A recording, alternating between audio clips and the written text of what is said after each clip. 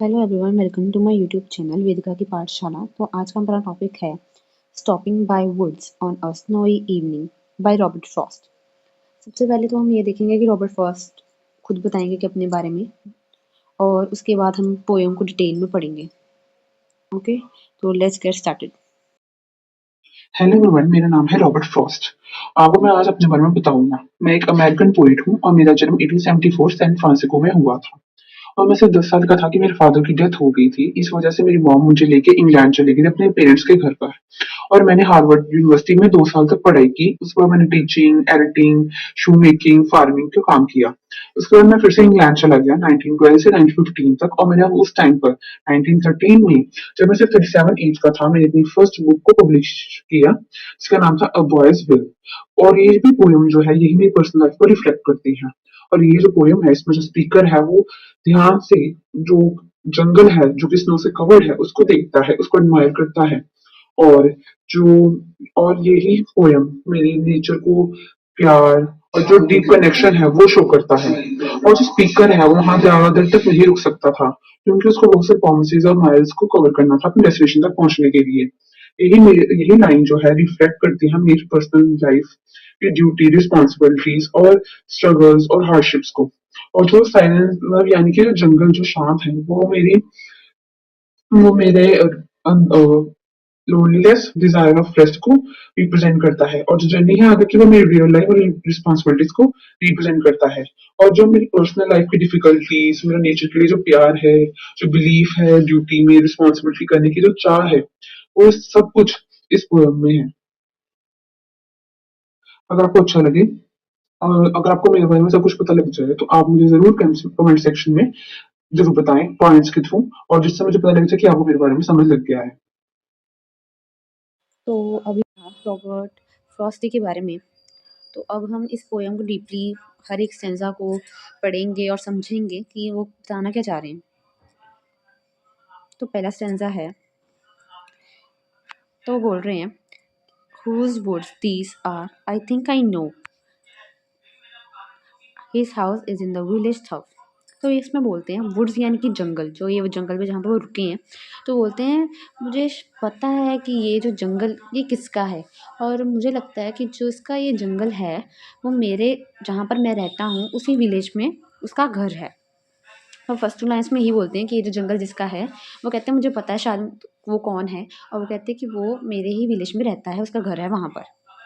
First lines में यही बोलते हैं। आगे बोलते हैं he will not see me stopping here to watch his woods fill up with snow. और वो बोलते हैं कि वो मुझे नहीं देख पाएगा कि मैं यहाँ पर रुका हूँ, और मैं उसके जो जंगल हैं, वुड्स यानी कि जंगल जो हैं, जब स्नो गिर रही है जंगल में तो मैं उसको देख रहा हूँ, उसके जंगल को, तो उसको नहीं पता चलेगा कि मैं यहाँ पर रुका हूँ और उसके जंगल को स्नो गिरते हुए देख रहा हूँ। इतना ज़्यादा सुंदर लग रहा है कि वो देखने लग गया। तो यही बोलते हैं कि फर्स्ट टेंसा में कि जिसका ये जंगल है वो बोलते हैं कि शायद मुझे पता है किसका है, और वो मेरे ही विलेज में रहता है, उसका घर वहीं पर है, और उसको नहीं पता लगेगा कि मैं उसके यहाँ पर रुक के जंगल को देख रहा हूँ। जिसमें यही बताते हैं।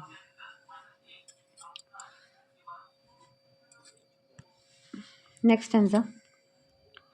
स्टेंजा 2 में बोला है my little horse must think it queer to stop without a farm house near.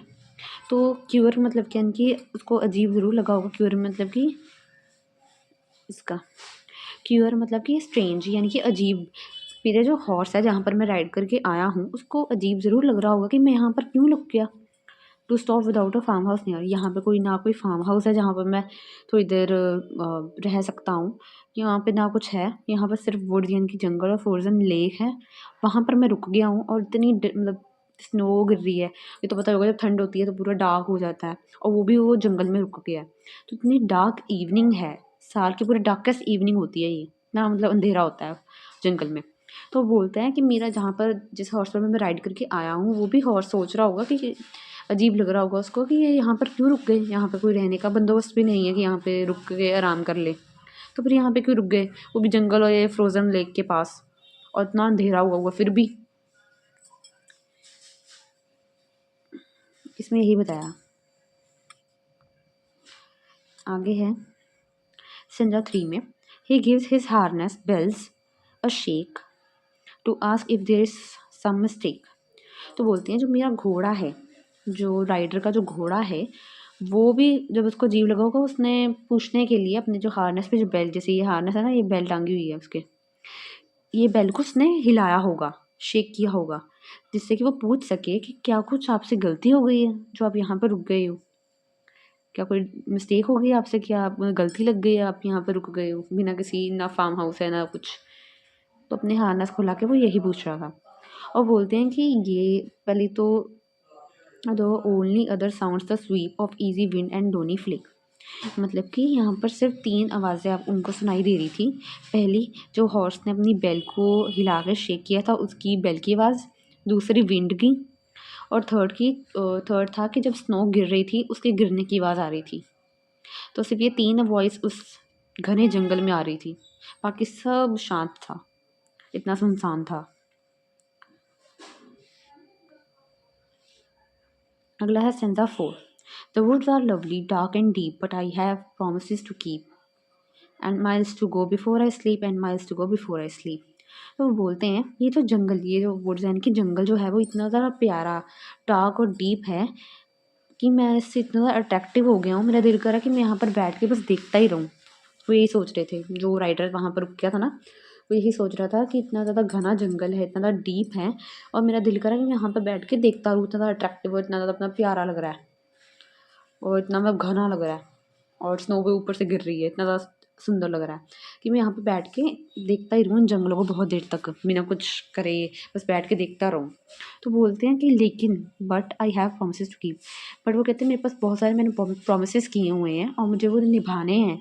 उन्होंने प्रॉमिस किया होगा कि वो अपनी डेस्टिनेशन तक पहुँचेंगे, तो वो कहते हैं मुझे अपने प्रोमिसेस को फुलफ़िल करना है, मुझे अपनी डेस्टिनेशन तक जल्दी पहुँचना है, बहुत सारे काम करने हैं, मेरे बहुत सारी ड्यूटीज़ है करने को, तो मैं यहाँ पर नहीं रुक पाऊँगा। और I am miles to go before I sleep. मुझे सोने से पहले अपनी डेस्टिनेशन तक पहुँचना है और बहुत ज़्यादा माइल्स का सफ़र तभी तय करना बाकी है अपनी डेस्टिनेशन तक पहुँचने के लिए। तो लास्ट टाइम में यही बोलते हैं कि इतना ज़्यादा जंगल डार्क, इतना ज़्यादा अच्छा सुंदर लग रहा है, स्नो गिर रही है, इतना ज़्यादा अच्छा लग रहा है उन्हें कि वो वहाँ पे बैठ के बहुत देर तक देखते हैं, लेकिन बाद में उनको बोलते हैं कि यार मुझे यहाँ पे नहीं बैठना चाहिए बहुत देर तक, और मुझे बहुत सारे प्रॉमिस मैंने किए, अपनी डेस्टिनेशन तक मुझे पहुँचना है, बहुत सारे काम करने हैं, अपनी ड्यूटीज़ को फुलफ़िल करना है, और मैं बहुत सारी माइल्स को मतलब बहुत सारी माइल्स पड़ी हैं डेस्टिनेशन तक पहुँचने के लिए, मुझे बहुत सारा टाइम लग सकता है। आराम करने से पहले मुझे ये देखना पड़ेगा कि मुझे कितना सारा काम है और करने को। तो ये एक ह्यूमन बीइंग के बारे में ही बता रहे हैं कि एक ह्यूमन बीइंग जो हैं, जब भी कुछ काम के लिए जाते हैं तो यही सोचते हैं मुझे आराम करने से पहले मुझे इतना सारा काम करना है, मुझे टाइम वेस्ट नहीं करना, मुझे इतनी रेस्ट ज़्यादा नहीं लेनी, क्योंकि मेरे काम बहुत ज़्यादा, मेरे प्रोमिसेस मैंने बहुत सारे किए हैं, मेरी ड्यूटीज़ बहुत, रिस्पॉन्सिबिलिटीज़ बहुत है मेरे पे। तो ये एक ऐसे ह्यूमन बीइंग के बारे में बताया। ये बस इतना ही था। तो अगर आपको समझ अच्छे से लग गया हो हर एक स्टेंजा, तो मुझे ज़रूर बताना कमेंट सेक्शन में। और कोई भी स्टेंजा में कोई भी एक वर्ड या कोई भी एक लाइन जो है आपको समझ में नहीं आई, वो भी मुझे बता देना। एक एक फिर से एक रिकॉल करते हैं। फर्स्ट स्टेंजा में उन्होंने यही बताया था कि वो जंगल जब पहुँचे तो वो कैसा लग रहा था, और वो बोलते हैं कि जो जंगल का मालिक है मुझे पता है वो कहाँ रहता है, वो मेरे ही विलेज के उसमें वहाँ पर उसका घर है, वहीं पे रहता है। और वो बोलते हैं कि वो मुझे नहीं देख पाएगा कि मैं उसके जंगल को ऐसे बैठ के छुप के देख रहा हूँ। पहले वो ये बोलते हैं। दूसरे में वो बोलते हैं कि मेरे हॉर्स जो है, मैं यहाँ पर रुक गया, उसको भी अजीब लग रहा होगा कि जो राइडर है, जो मेरा मालिक है, उसको एक गलती लग गई होगी, और यहाँ पे फ्रोज़न लेक और वो जंगल में क्यों रुक गया, ना कोई फार्म हाउस है, वो इतना मतलब अंधेरा छाया हुआ है तो क्यों रुक गया। तो ये बोलते हैं। थर्ड में बोलते हैं कि जो उसका जो हॉर्स था, उसको अजीब जब लग रहा होगा, उसने पूछने के लिए उसने पहले अपनी बैल जो उसकी टंगी हुई थी हार्नेस के पास, उसने उसको शेक किया पूछने के लिए कि आपसे कोई गलती लग गई है, और सिर्फ इस जो उसकी बैल थी उसकी वॉइस आई। दूसरी वॉइस विंड के, जो जब आपने देखा होगा जब बहुत तेज़ हवा चलती है तो उसकी भी आवाज़ होती है, उसकी आवाज़ आई। थर्ड, उस टाइम स्नो गिर रही थी तो उसके स्नो के गिरने की आवाज़ आई।